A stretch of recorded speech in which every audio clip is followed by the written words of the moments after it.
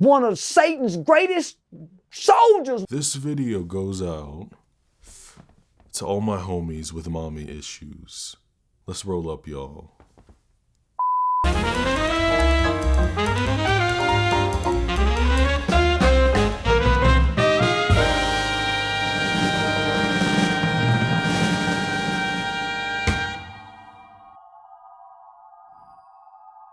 Happy New Year, star people. I hope your Christmas, I hope your New Year's, everything was great, everything was safe. You know, if you got some booty, or if you got some wee-wee, or, you know, whatever you like, good for you. You know, I hope you have fun, right? I don't know what the hell drove me to, you know, decide to make this my first video, this traumatizing movie, my first video of 2026, but here we are. Mommie Dearest is a 1981 biological psychological drama, you heard me right, directed by Frank Perry and written by these unsympathetic folks right here. Now let me be nice. If you aren't aware, this film is based on the book from Christina Crawford, who was Hollywood legend Joan Crawford's adopted daughter. It was one of the biggest selling memoirs in the history of American publishing, with more than 700,000 copies sold in hardback and 3 million copies sold in paperback. What's so messed up about this entire situation is, you know, not only was Christina not involved in the script, she had no say over the movie, no nothing, they didn't say anything, but she also received 0 royalties. Like I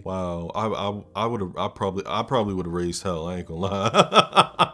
On a $10 million budget, the film grossed $25 million internationally, so they did alright. Taking place from 1938 to 1977, we follow an unhinged version of Joan Crawford as she goes through failed romantic relationships, hardships with studios, and continuously abuses and beats up one of her adopted children. This film is such a trip. Man, you know, rightfully a camp classic within the queer community. So grab a can of powdered soap, get your smokes, and of course, a wire hanger. Because we're going back in time and seeing what's going on in this Crawford mansion. Here's Mommie Dearest.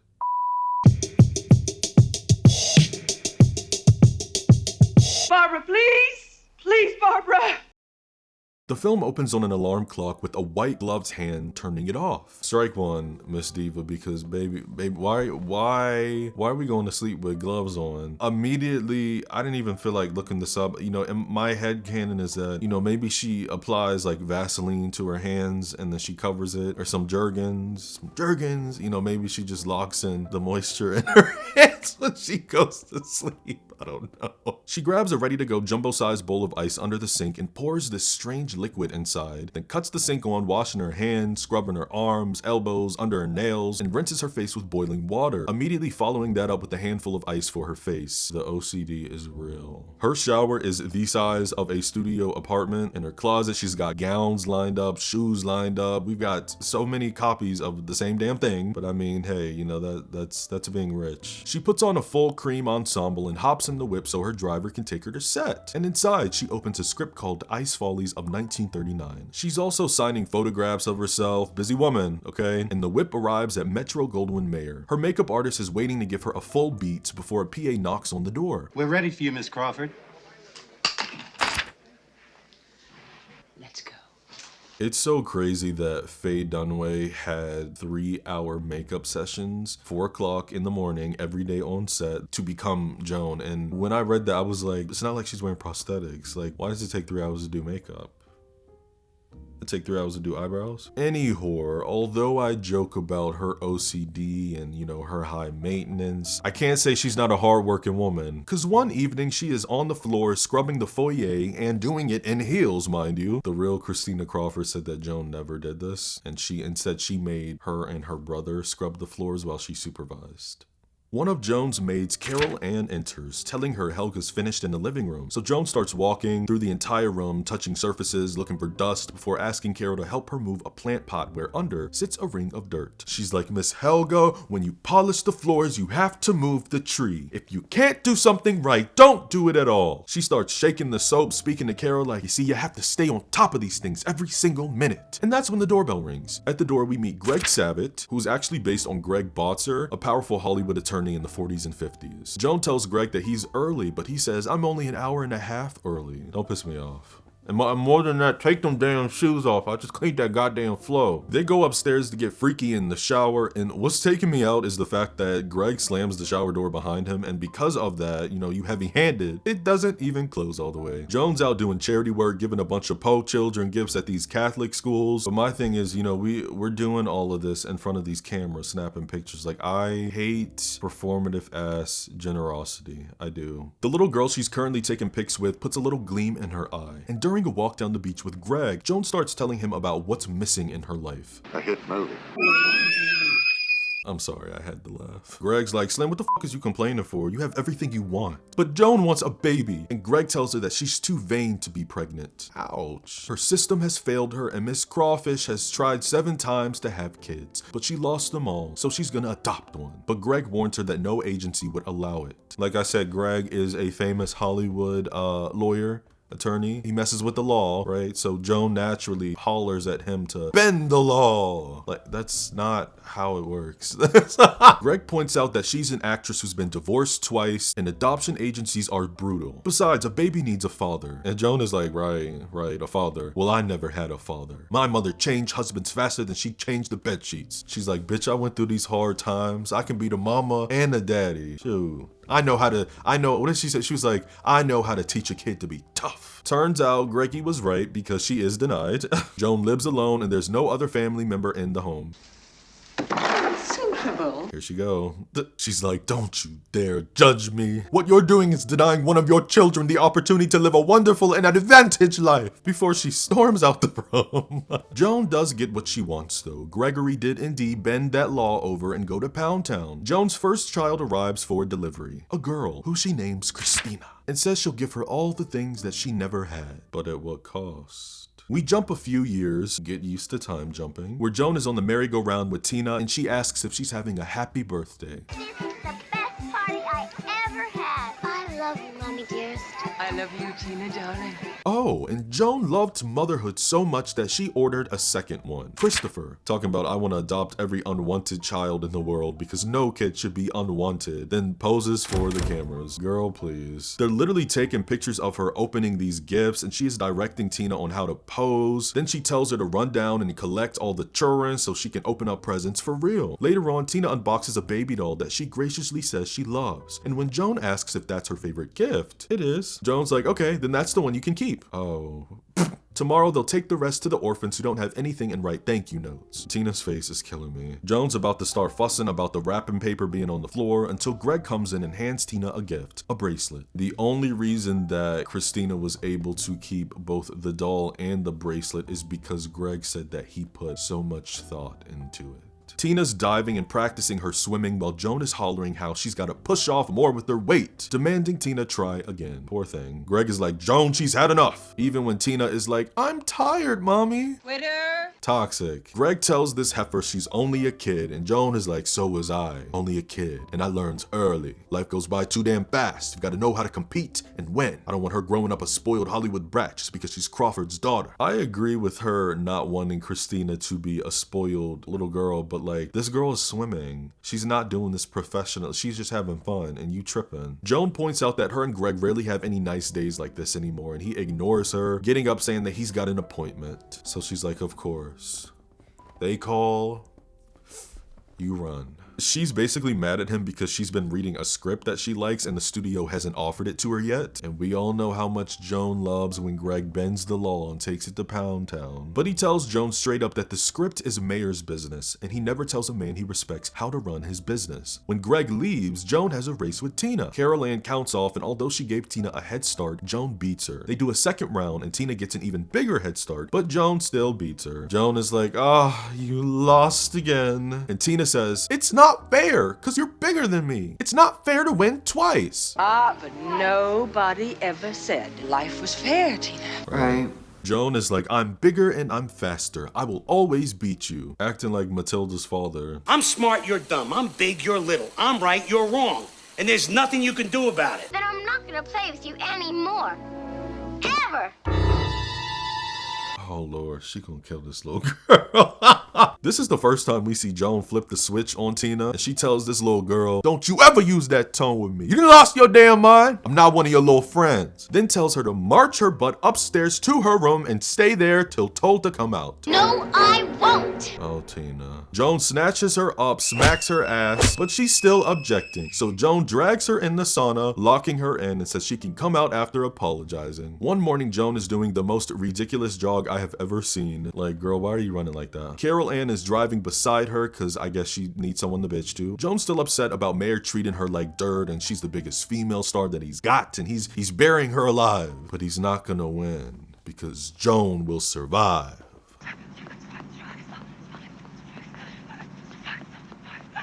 After her run, Greg calls the house even though it's like 6 o'clock in the morning, and he says he's at Mayor's office. He got her the picture she wanted. Greg immediately hangs up on her and Joan starts hollering, hugging Carol, then runs upstairs to Tina's room to share the good news. But she's vanished. Can we talk about how her room is also the size of somebody's goddamn apartment? Like, what the hell? Joan finds Tina in her room pretending to be her in the mirror, saying, "Oh yes, it was thrilling. I'm so grateful to you all, my wonderful fans, who have made me a star." And we see Joan slowly creeping in the room in the background. Joan asks her what she's doing, and Tina's like, no, I was just playing.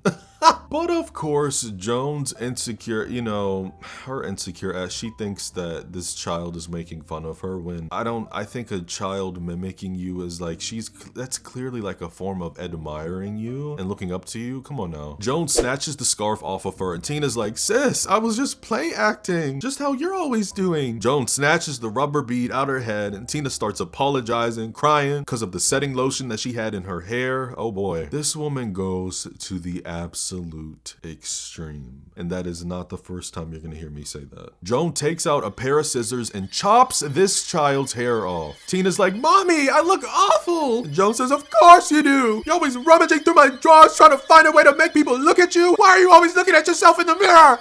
Telling her she's gonna teach her a lesson because she's vain and she's spoiled. Tina's like, "I can't go to school bald." I'd rather you go bald to school than looking like a tramp. One night, Joan and Greg go to dinner, but she's swarmed by fans and autographs, so he goes inside without her. When Joan arrives, her table's empty because Greg is entertaining LB Mayer and two financial friends from New York City. LB tells them to sit down and one of the bankers gives her a photograph to sign. Joan is screaming on the inside, but she gives a polite smile playing the game, and when she tries to get up, Mayer is pretty much saying, without saying, sit your ass down and entertain these guests because they are, these are like investors for the studio. When they get home, Joan is ready to light Greg's ass on fire. She started pouring herself a drink, saying that they held her over to that table like some picked up floozy or one of those starlets out to give the big shots a nice night in town. Greg once more ignores her ass, asking how many drinks this makes, because when she was a kid, it made her look sexy, but now it just makes her look drunk. And she throws the drink in his face. May as well have property of MGM tattooed on my backside. They're going back and forth, and honestly, what it comes down to is Joan feeling that Mayer is actively conspiring against her. But Greg says if her career's in trouble, then it's got nothing to do with Mayer. He tells Mama, you getting old. Well, you're nothing but a rotten, crooked lawyer supplying the grease that makes this shitty movie business work. Yeah, you think your life's a mystery. There isn't a dirty cover-up in this entire business that I don't know about, and your hand is in every one of them. Greg gets up, snatching her up like, "Have you lost your damn mind, woman? Who are you talking to?" He is 2 seconds away from backhanding this woman across the room. I wish you would. She might need an ass whooping sometimes, but let a woman do it. I didn't mean that, Greg. Get up. There's no camera in here. Damn, bitch, he got you. Don't leave me here alone. I really don't mean it. I really don't mean it. I really don't mean it. I don't know what to do with you. I don't know what to do about you. I don't know what to do about this. He starts gathering his things, and Joan is like, "Where are you going, thin lips?" And Greg says, "I'm going where I belong, which is out of here."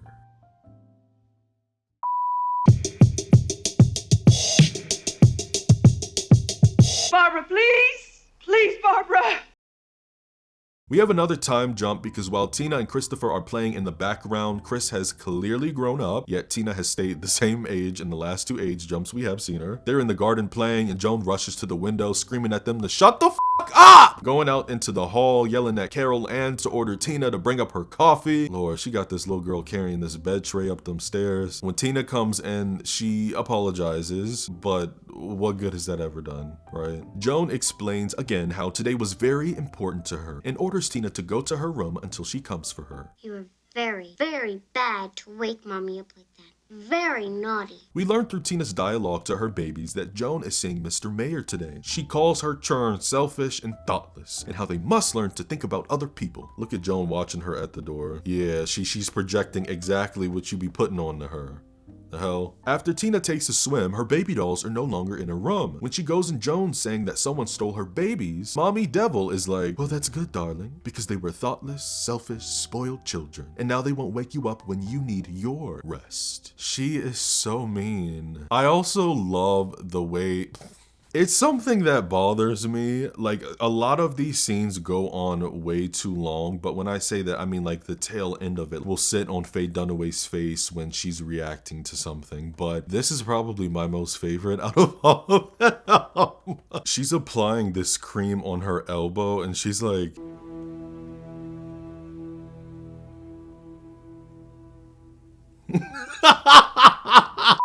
It's so good. She does like this half evil smile. It's like she has that look like she's like, yeah, bitch, I got you. Like, it's so good. Joan visits the Metro Goldwyn building to see LB, who's gassing her up, saying 18 years in the business and, you know, no one could hold a candle to her. Blah, blah, blah. Nigga, cut the shit. Let's get to business. Mayor tells Joan she's in a position to do a big favor for him, and it will be as big a favor for her as it is for him. You only have to tell me. Good. I want you to leave Metro. All Joan's pictures, one after another, are losing money, and the owners voted her box office poison. So they're gonna pay her off on her contract because she can't afford to make 3 or 4 more losers for them. Damn. Joan's like, it's the script. Bad pictures, bad directors. And LB's like, yeah, bad with you, good with others. He tells her she's Hollywood royalty, but styles change. They have creative differences. Other studios will try to finesse LB because of this decision, and Joan will likely be offered multiple roles. She might even get a hit, guys. Just what Greg, you know, says she needed when they were on the beach. Oh, this is messed up.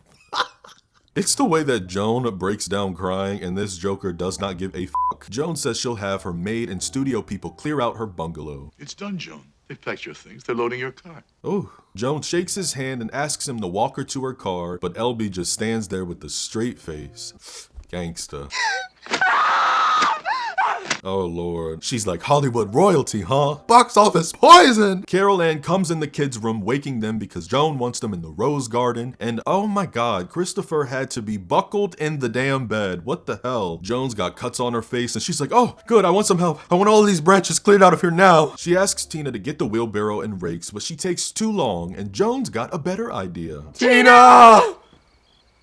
Bring me the axe. Joan swings this damn axe, gasping for air with her crazy ass.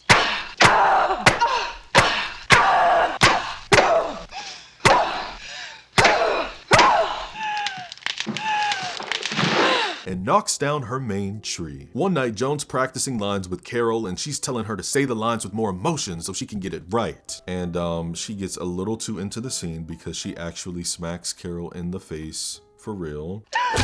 Carol tucks Nina into bed saying, yo mama just wants to be perfect, nah? And this time, she must be perfect. Now she ain't gonna do that again, because if she tried to hit me again, I'ma mollywop that bitch. You never thought you would hear me say this, but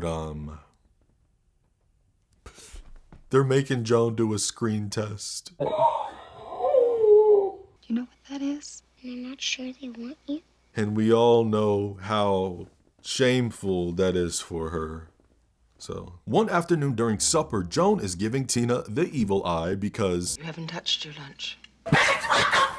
I mean, why would she? It's raw. They're fucking raw! That is raw! That is raw! That's raw! Fucking raw! That is raw! They're fucking raw! It's raw! That is raw!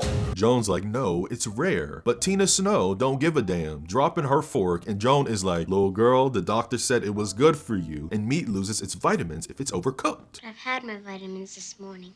Pills. What's that meme from The Simpsons with the kid with the bush? And he's like, I don't want any damn vegetables. This is like the equivalent of that. Now, I'm not saying Joan is right here. You know, she takes it to the extreme, but like also like low-key, Christina got a smart-ass mouth. Joan says to Carol, she's like, this girl negotiates everything like a goddamn Hollywood agent. Then tells Tina to eat her lunch because if she doesn't, she's not getting up from this table. And much later, the whole table is cleared and Tina is still there. Man, I would have cut that steak up in tiny bits, ran to the bathroom and flushed it in the toilet. Stop playing with me. When Joan comes downstairs, she tells Tina to get up and put her plate in the fridge.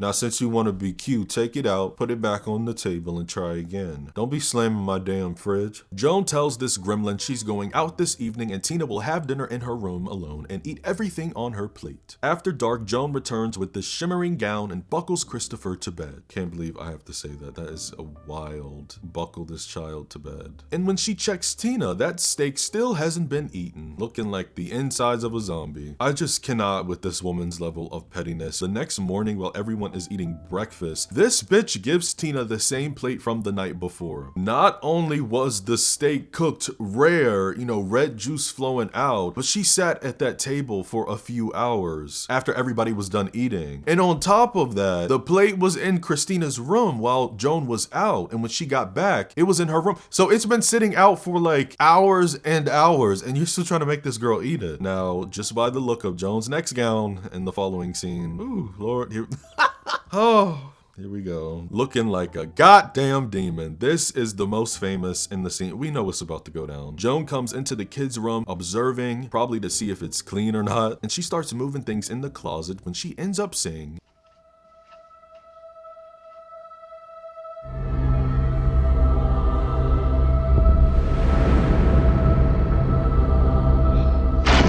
you are about to witness the biggest mother crash out in cinematic history. No wire hangers!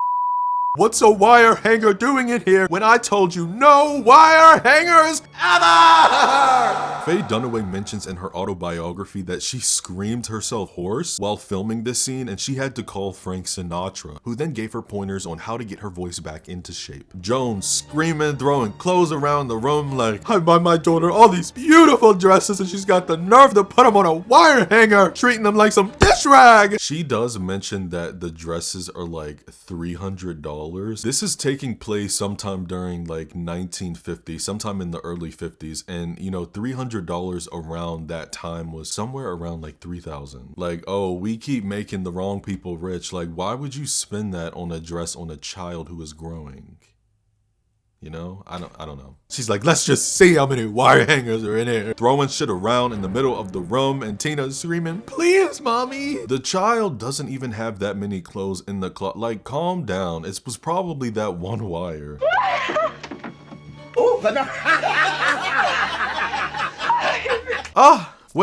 Wait, hold on. I just thought about something. You know, she's asking her, what is a wire hanger doing in the closet? But my thing is, how did she obtain the wire hanger? Christina don't have a car. She doesn't go shopping by herself. So like, how did it even get in the room? Why would you allow it to still be in the house if you hated it that much? Like, damn, I never thought about that either. You know, Joan monitors every inch of this house down to the dust, her OCD. So like, why would you even allow a wire hanger to be on your premises? Like, like I said, you just want a reason to crash out. Joan's like, Tina, get your ass out that bed, and starts beating her 12 times. Oh my God. Telling her how her bedroom looks like a $2 refurnished room in some two-bit backstreet town in Oklahoma. By the way, Joan beating Christina with this wire also did not happen in real life. She did freak out over the wire hanger. You know, that was very much real, but she did not physically beat her over it. And what happens in this scene is nowhere near what happened in real life. We just making shit up. Right? Joan then orders Tina to get up and clean this mess, aka the mess that she fucking created. Like, she asks Tina if she scrubbed the bathroom floor today. Yes, Mommy. Yes, Mommie Dearest. Christina said in an interview with the San Francisco Chronicle that Mommie Dearest was pretty much a term of enslavement, and if her or Christopher called her either mother or even mommy, she would always correct them over and over. It always had to be Mommie Dearest. Joan starts rubbing the floor. She's like, do you call this clean? Are we all looking at the same thing here? Look at that. Do you? Yes, I do. She said, yes, I do. Joan sprinkles the soap all over the floor like, we're gonna clean this floor. You and me together, go. Scrub. Scrub, Christina. Scrub. Tina's like, Mommy, the floor is already clean. And Joan's like, no, it's not. It's not clean. The floor's not clean. Look at it. The floor's not clean. She starts hitting this child's back with the soap, throwing it everywhere like nothing is clean. This whole place is a mess. Not gonna lie, if I was Christina, I would have ran away the next day. Joan gets up and orders Tina to clean this mess and figure it out. So here Miss Mama is, traumatized and on the ground, littered in soap. And Christopher somehow manages to unbuckle himself out of the bed and says, I hope you clean it up.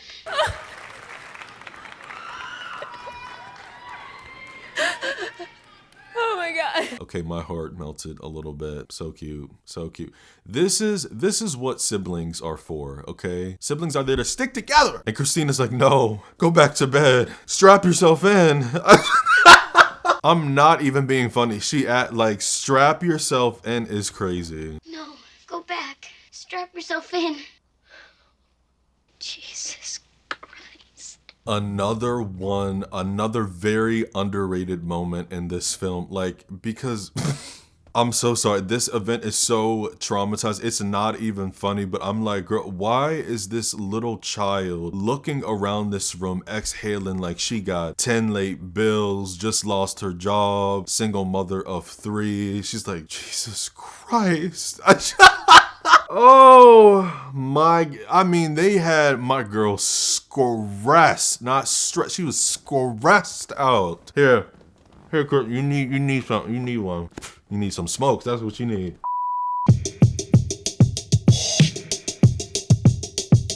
Barbara, please. Please, Barbara.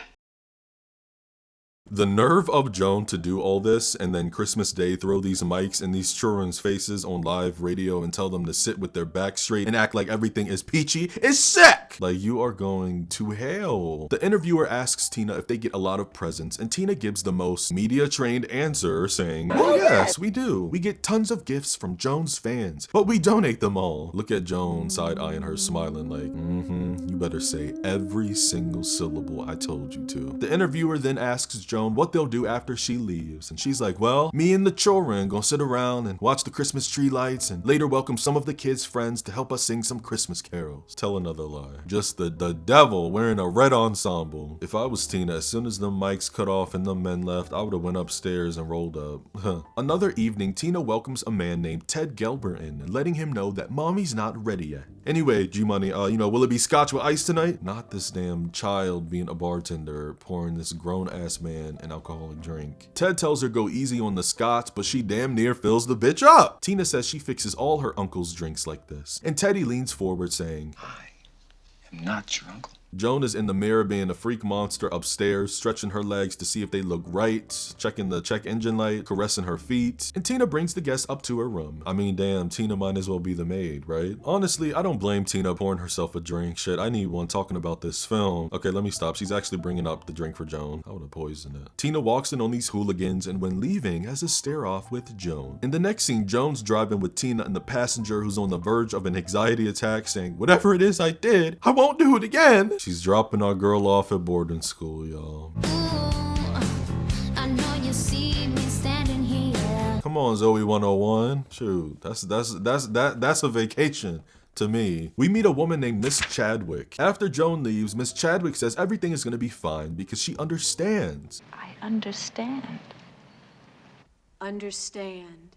Christina Aguilera is now 16 years old, still well-spoken and coming for that Oscar. This young cat named Tony gives Tina her 10s when she gets off the stage saying that he's gonna ask for her autograph, she's a big movie star, snatching her sock and playfully throwing it in her face. And Tina's like, boy, you so crazy, stop. Stop it, Tony. Yes, stop it. Tina visits Satan's greatest soldier for the holidays, and while in this restaurant looking through the menu, Joan up here talking about, aren't we having fun? Who? Then the waiter comes by complimenting Tina's hat very politely, and when Tina says thank you, stating that she picked it out herself, Joan has the nerve to say, Don't flirt, Christina. this girl is 16 years old, literally just saying thank you to a compliment. This man is in his 50s. Tell me we'll have the New York steak for 2, rare, and 2 limestone salads.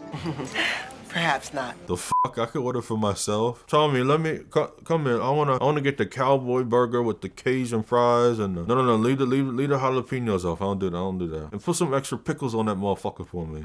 Thank you. One evening, Tina's doing laundry and Joan comes down, taking an entire minute to outright say that she's having financial difficulties, and spoke to Miss Chadwick, who's agreed to let Tina go on a work scholarship program.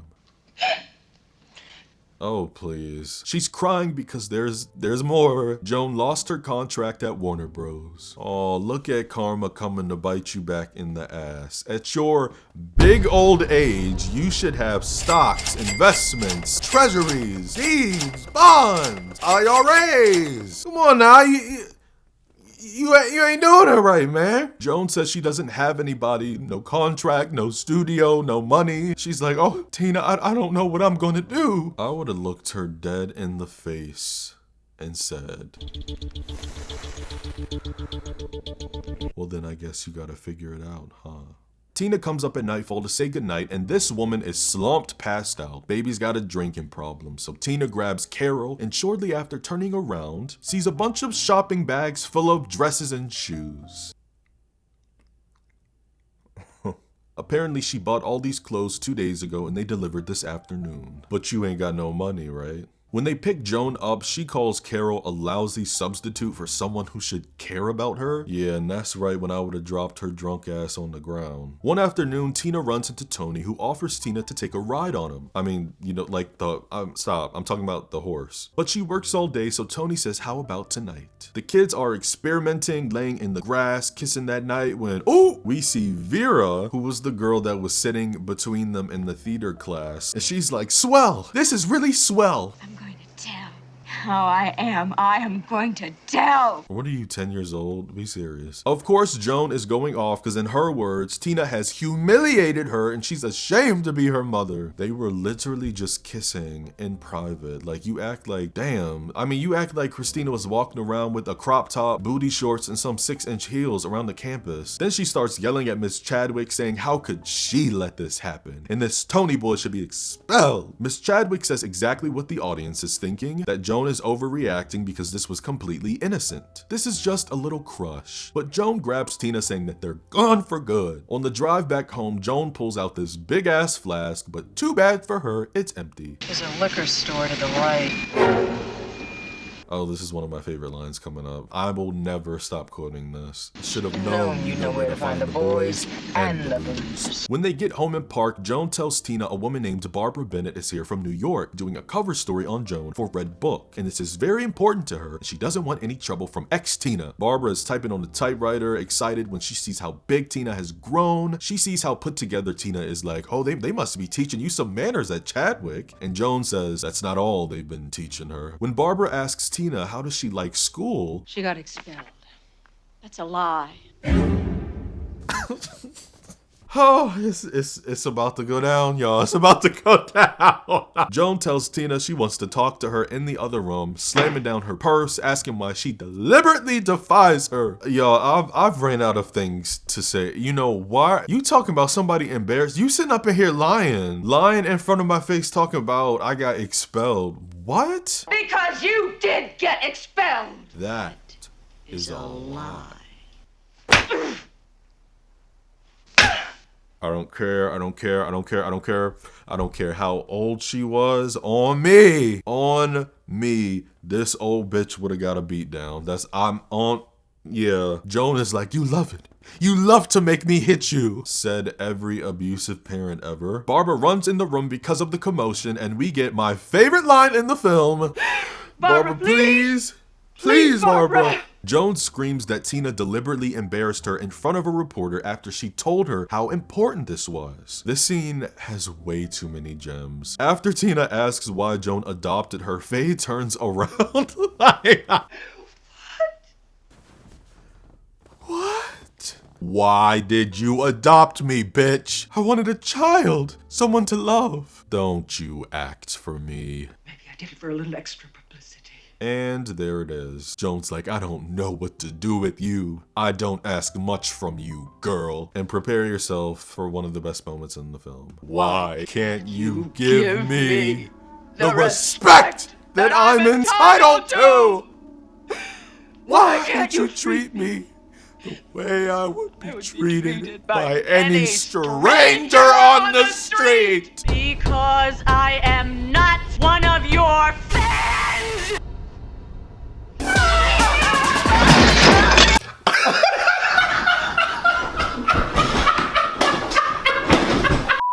Joan is choking this child on the ground, slamming her head against the floor, saying, "You hated me!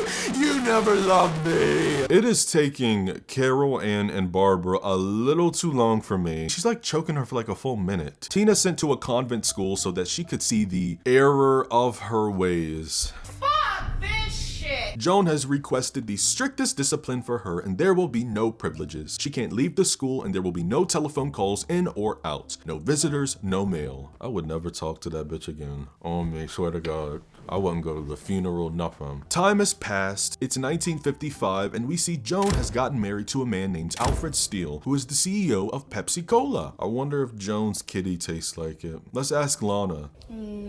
I know a lot of things, but I don't know about that. Tina's time at the convent school is up, and she returns home, where Joan tells her to go down to the pool and meet her new husband. Joan and Alfred take Tina along with them to see the construction they've got going on with their new place, since Joan wants to sell the house. Tina mentions how she's been acting in stock and during the day going on interviews, before nervously asking if Joan could lend her a little money to get by this month. Not a cent. Cold-blooded. But in private, Alfred ends up giving Tina a stack of money and says that this is between them. In the next scene, a room full of Pepsi businessmen are talking with Joan, who is now a widow. Yes, we have jumped a few more years again. I told y'all, like every scene, damn, we in another year. Alfred has passed away. These men are giving their condolences, blah blah, and these dinglings want to give Joan time to repay the debt. After they say they'll have to take the 5th Avenue apartment because she probably wouldn't want to stay there alone anyway. Joan is like, what debt is y'all talking about? I've got 100,000 shares of stock. But what she didn't know was Al had to borrow against the stock to pay for the construction on their apartment, and these men had loaned him a considerable sum in addition to meet expenses that his salary did not cover. Joan's like, oh, I see. Think you real clever, don't you? Trying to sweep the poor little widow under the carpet. Well, you better think again. The men say they assumed since Al died that Joan would no longer want to be involved. Huh? No, Joan is like, nah, y'all got the game fucked up. She and Al helped build Pepsi to what it is today, and she intends to stay with it. The wrinkly men appreciate Joan's devotion and contribution, but they have to retire her from the board of directors. Joan's like, y'all drove Al Steele to his grave, and now you're trying to stab me in the back. Forget it! I fought worse monsters than you for years in Hollywood. I know how to win the hard way. These clowns talking about Miss Crawford, we don't want any hard feelings. You don't know what hard feelings are. Joan threatens to publicly come out against Pepsi and we'll just see how much they sell. The men are like, please, Miss Crawford, it's unnecessary to make threats that you surely don't mean. We all know this line. Come on, say it with me, say it with me. Don't fuck with me, fellas! This ain't my first time at the rodeo. She's like, let's get this straight. I think y'all niggas forgot the press that I delivered to Pepsi was my power, and I can use it any way I want. It's the sword. Cuts both ways. We shall be pleased to have you stay on. Thank you, gentlemen. Now let's get to work. Shut that ass right on up. Tina has her own place now. Come on, spiritual, worldly apartment. And Joan visits, coming in all smiles, swiping her hand on the fireplace. I saw you, calm down. Tina has had a lot of rejections, but she's recently got a part in a soap opera. Joan congratulates her, pulling out another flask, asking if she's got a glass. Still drinking. Joan for the first time asks how the men are, but Tina just shrugs and says they're just men. Then Mommy pulls out a black box with a diamond pearl necklace inside as a gift. It was the first present that Al had ever given Joan. Tina burst into tears as Joan tells her if she doesn't get the part, don't worry about it, f*** 'em. And after they hug, she tells Tina, don't be a stranger. While Tina is eating dinner by herself, she starts having pelvic cramps, rushing to the phone, dialing for Mommy, and she's been diagnosed with an ovarian tumor, but it was benign, so she's in the clear. Joan's talking to Tina's producer, saying that she's worried that this will affect her being on the show, and more than that, neither of them are sure how long Tina needs to be hospitalized. Joan tells the producer she'll call her tomorrow, and in the next scene, a nurse comes in Tina's room asking if she wants to watch her show on the telly. Tina Snow is like, why? So I can see how well they're doing without me? The hard-headed nurse cuts the telly on anyway, and oh my god, Joan has taken this girl's spot. I know, you f***ing lying. She can't. My character's only 28 years old.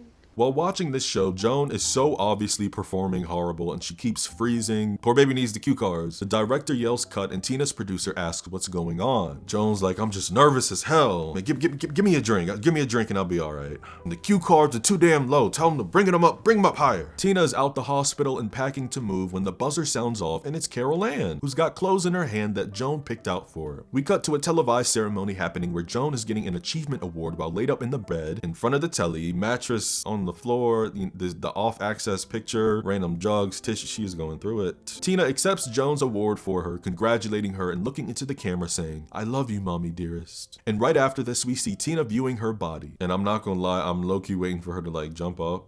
Christopher is also fully grown, and I recognize this actor. He played Trevor in Candyman, which is a film that I have covered on the channel. Tina's married to a man named David, by the way, and damn, the room is flooded in flowers. Carol Ann comes in crying, saying that Joan always loved her. Yeah, I don't know about all that. Tina and Christopher are with the lawyer going over the will, and the man reads as follows. It is my intention to make no provision herein for my son Christopher and my daughter Tina, for reasons which are well known to them.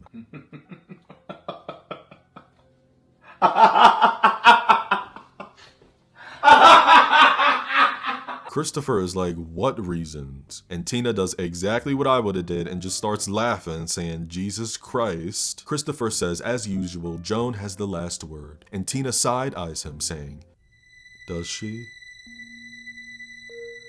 Well, I mean, you know, who really has the last word here? You know, Joan is in the ground.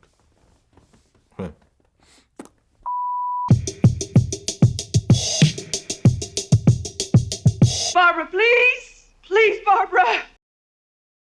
I will forever be in awe and admiration for kids who have such strong and healthy relationships with their parents, because I mean, you know, this is something that infects every generation. I know so many people across different age groups, and it just feels like, not even just in childhood, but even going into adulthood, like everybody always has horrible relationships with their parents. And I think what it comes down to is, I don't know, I think I would say that it's a generational thing. Generational trauma that is passed down. Something happened to their parents growing up, therefore they projected that onto their spawns in the form of neglect or physical, mental abuse, whatever. I will never downplay or victim shame anybody, and it's such a shame because, I mean, you know, she released the tell-all book after Joan had passed away, but the hard truth is nobody will really know what went down in that house besides Christina, Joan, who is dead, and God. What's presented here is a woman, despite a desperate desire to adopt, who was fundamentally unprepared for motherhood. She's an intense perfectionist with zero patience, an obsession with control, and as Greg called her, you're too vain to be pregnant.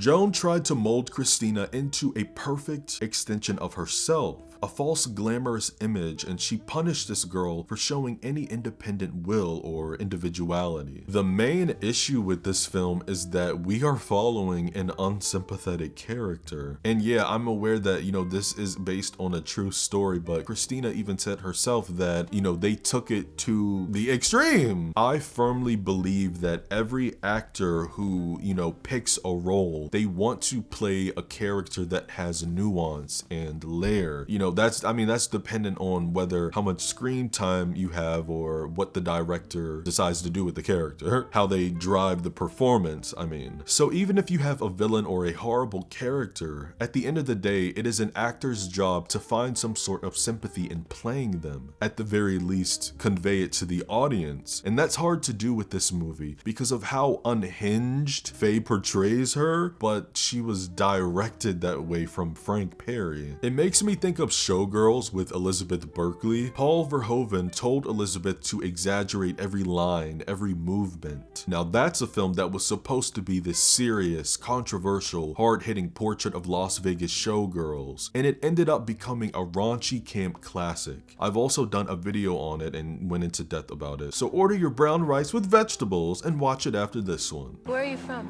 Back east. From where back east?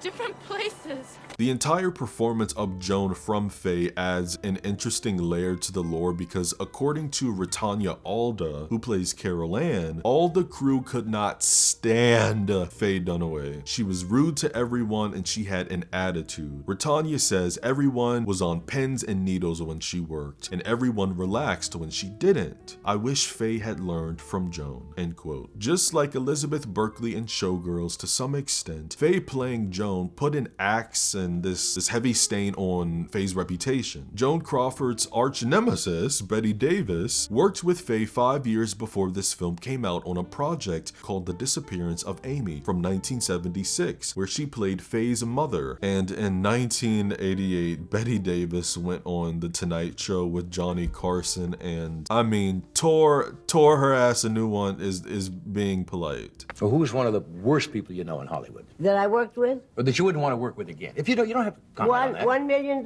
Faye Dunaway. Everybody you can put into this chair will tell you exactly the same thing. What is it about Miss Dunaway that makes her... Well, she's just totally impossible. Really? Yes. I don't think we have the time to go into all the reasons. She just, let's put it, she is just uncooperative. She's not fair. Totally. Miss Dunaway is for Miss Dunaway. No, she truly, seriously, is really... She's very unprofessional. I see. Difficult woman, really. Well, you had a reputation at certain times of being kind of tough yourself. Oh, no, I never had Really? a reputation of that kind of thing. No. Oh. Never. No. I have never behaved in an unprofessional manner. Keeping actors waiting, keeping crews waiting, all those things. No. Yeah. Never. Well, you are a true professional. That's for sure. Yes, that is really what she isn't. No, she's not. This is what we call no f***s given. Can we shoot? We need to shoot. I'm here now. Come on. I really would like to shoot. I'm sitting here. I really would like to shoot. Okay. You tell me when you're ready, Faye. Ready. Are we rolling? We're rolling. Here's the amazing thing. Today is March 29th. This is the worst seat in the world. I'm not happy with anything here. I want to sit at an angle. I don't want to sit straight on. So the shoulders are there. Does that look better, darling, or shall I come straight like that? No, looks nice. It's the work. It takes what it takes. But there's so many details. I do a makeup and I do a hair. You have to get there early enough till you have the exact time. So if you get there and you don't have the time, you're nervous and frantic. If you come early, you have your preparation, you have an organization. It's just a lot of stuff that has to fit together like a puzzle. I need a glass of water, not a bottle. Got it, hold on. All right, Faye, put down the book. In a minute. So now you see what it is about me. Not easy. No, you ain't. Faye knew not to take on Betty after seeing how long she fought with Joan and what wound up happening to Joan in the end. So take notes. You took notes with that, huh? Allegedly, Faye was also haunted by Joan Crawford's ghost, and that's why people speculate she doesn't ever talk about the film. And Christina said after seeing her performance, well, she can understand why. shade. I don't know, man. You know, Faye, on one hand, you know, you're saying that you should have gotten an Oscar for your performance. And then on the other hand, you know, you're stopping interviewers saying, I don't want to talk about that movie because of, you know, you being haunted. She probably is being haunted by her ghost. I'm sorry. It's funny, very funny to me. I have never read the book Mommie Dearest, but I was reading about it and yeah, it's nothing. The movie is nothing like it. When Joan first adopted Christina and Christopher, they were named Joan Jr. and Philip Terry Jr.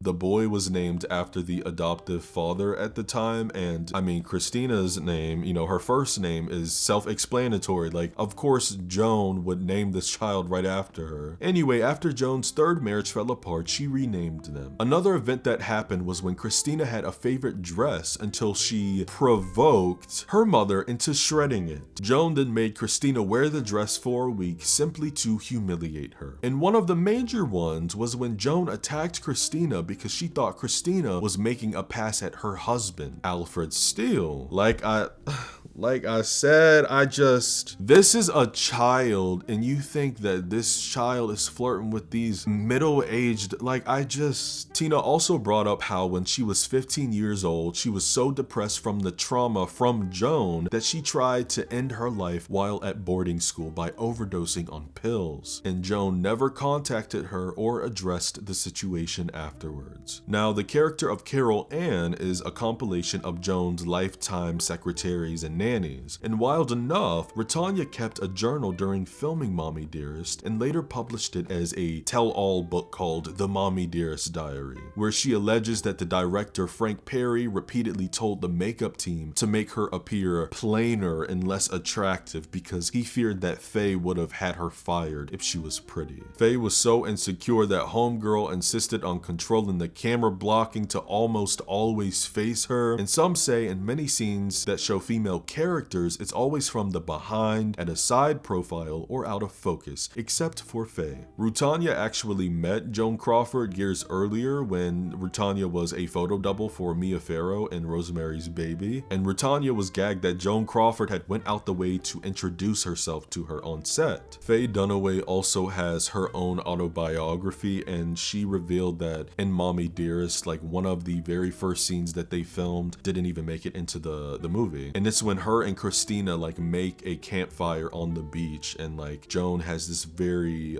soul-bearing conversation with her, basically like explaining why she is the way she is. Faye said that it explained Crawford's erratic behavior, and she was upset that production required them to shoot such an emotional scene before any of the necessary history had been established between the actors. And she pretty much took that as a warning sign, you know, like because obviously the production, like their priorities were not in the right place, but the scene was cut anyway, so. With all the footage they captured and how the script was literally changed every day, they had about 4.5 hours of footage, which makes a lot of sense to me because the pacing of this film is all over the place. Like we time jump, goddamn, 6 times. I feel like if you time jump that hard, you need to give me a title card. Give me some, I don't care if it's tiny in the middle of the screen, 1955, 57, whatever. The Hollywood machine and the psychological toll of celebrity is a critique that's happening here. We see Joan obsessed with maintaining this flawless image as her private life descends into chaos, rage, and alcoholism. Her parenting is just a big performance for the press. Why did you adopt me? Christina and Christopher were merely accessories to her success, opposed to separate beings. And hey, look, I am by no means a professional, but I would say that Joan exhibits many traits similar to narcissistic personality disorder, the need for excessive admiration. Why can't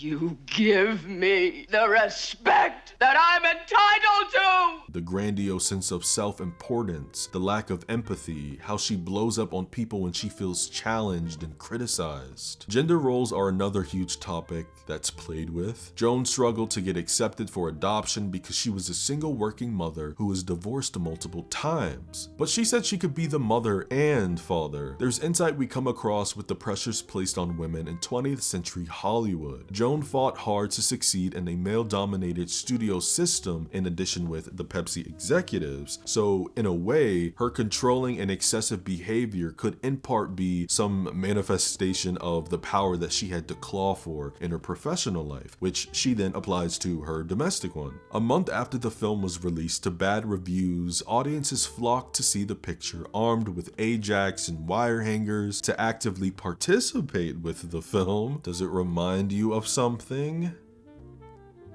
Yeah, in the same manner to Rocky Horror, another camp classic, and a film that I've also covered, check it out, but Paramount leaned into this newfound notoriety and began billing the film as a camp classic with ads and posters proclaiming, "Meet the biggest mother of them all." I don't give a damn what anyone says, this film is a horror film in disguise. Let's talk about it. All the little cracks we see in Joan, her hot temper that gets worse as the film goes on. So many elements with this story have to do with her fear and paranoia, two important ingredients in a horror recipe. Joan has a fear of dirt and germs, she fears aging, she fears looking weak or ugly for the public. All the ridiculously outlandish crash outs on Tina, specifically in the wire hanger scene, the most memorable in the film because of how dark it is. Joan floats in this room draped in a black gown looking like a goddamn demon with this ghostly white face mask. Not only does she scream like she's possessed, but her voice also goes into a low guttural register.